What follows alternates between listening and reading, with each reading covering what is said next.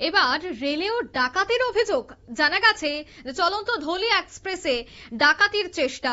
চলন্ত ট্রেন থেকে মহিলাকে ধাক্কা, এক ডাকাতকে আটক করলো পাঁশকুড়ার আরপিএফ। তবে এই পুরো ঘটনায় রীতিমতো চাঞ্চল্য।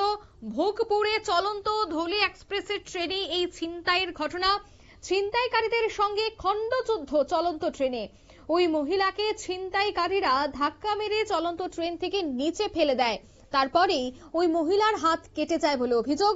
তবে দুই ছিনতাইকারী ট্রেন থেকে লাফ দিয়ে কোলাঘাট থানার ভোগপুর গ্রামে ঢুকে পড়ে। গ্রামবাসীরা ওই দুই ছিনতাইকারীকে ধরে গণধোলাই দেয় স্থানীয় বাসিন্দারা। পরে পাঁশকুড়া আরপিএফ ও পুলিশ দুই ছিনতাইকারীকে গ্রেফতার করে। আহত ওই মহিলা খড়গপুর রেল হাসপাতালে ভর্তি করানো হয়েছিল।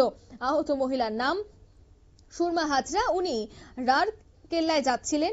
ওনার ডান হাত কেটেই বাদ গেছে বলেই জানাচ্ছেন পরিবার পরিজনরা। মূলত রেলের মধ্যে এই ধরনের ঘটনা সত্যিই কিন্তু নিরাপত্তা নিয়ে প্রশ্ন তুলছে।